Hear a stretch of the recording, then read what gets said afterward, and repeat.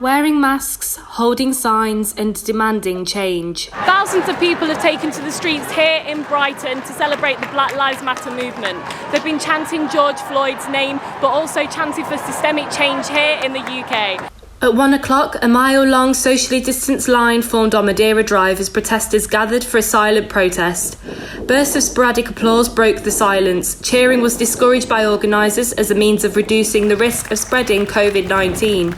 Coordinators of the day's main march were keen to emphasise the importance of taking to the streets in spite of the pandemic. Black Lives Matter is actually, as important as, the pandemic, and obviously there are a few risks involved, but people are keeping a social distance, we're having gloves, masks, whatever, and it's about going up and sparking the change, because there's only so much we can do behind our phones. Yes, we have this global pandemic which is affecting us physically and causing death, but also the bigger pandemic is white supremacy, and we need to make sure we tackle that also. Crowds marched along the seafront before continuing up West Street. Some chose to support from their windows as the march passed by shops and homes. And then a pause in the procession.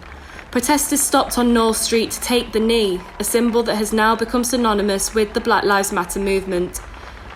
Tensions rose briefly as anti-racist activists passed by a group of counter-protesters at Brighton War Memorial.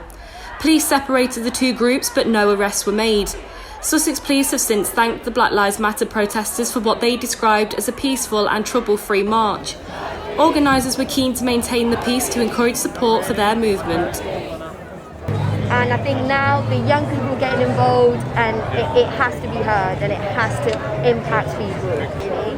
So I think people and politicians and adults have started to sort of sit down and realise that it is actually change worldwide is needed.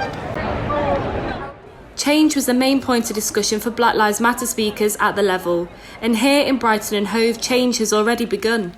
The City Council has already ordered a citywide review into all statues and monuments with links to the slave trade. In a further announcement, the Council has since pledged to become anti-racist.